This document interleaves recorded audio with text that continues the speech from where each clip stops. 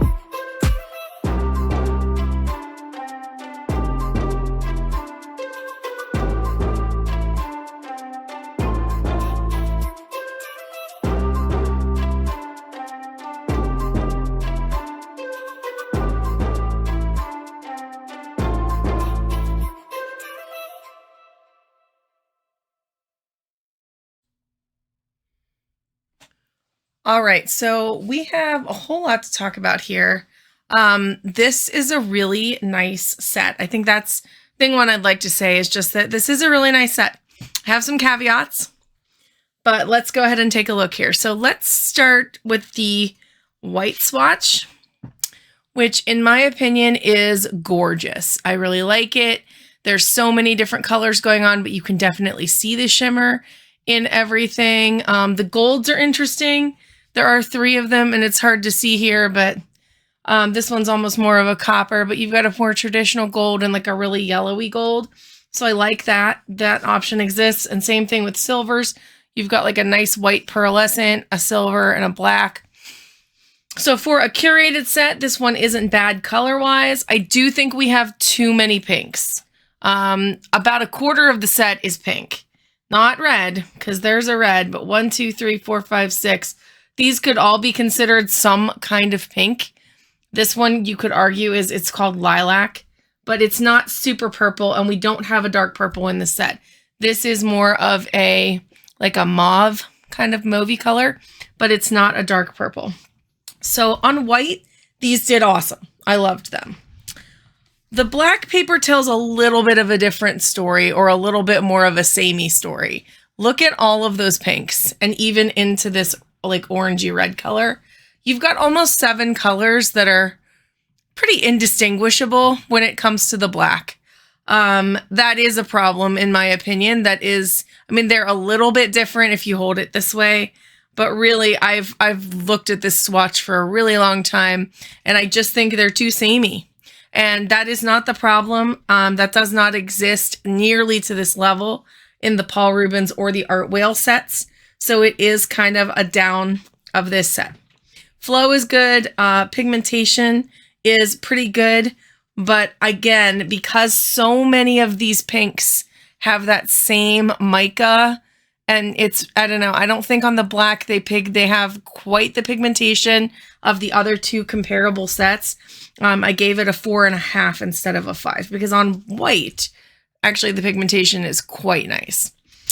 So here, let's talk a little bit about stuff. There's a big advantage to Arteza that nobody else has, and that is that they sell open stock. You can buy every single one of these paints open stock for $8, but it's $8 for 2 half pans. They're the same color, but at least you would have extra if it's a color you use a lot. This is really great if you wanted to just have a smaller set or 1 or 2 paints that you added to a bigger set of paints. It's also great if you have the Paul Rubens or the Art Whale sets and you're like out of a specific color and that color happens to exist in this set. So one thing I am going to do at some point in the future before we wrap up the metallic watercolor series is I am going to do a swatch for swatch comparison between these, the Paul Rubens and the Art Whale, so that you guys can kind of get a full picture on how many of these colors are the same, which ones you would be able to buy open stock to replace others. The Paul Rubens does have pigment information. The other 2 sets do not. So if that is a deal breaker for you, it's something to consider. But I just am putting all of this out there for everybody to know. There's 3 ways to buy the Arteza paints. There is a set of 12. They break these up into 2 sets of 12 for $25 each. I would get the $34 set of all 24.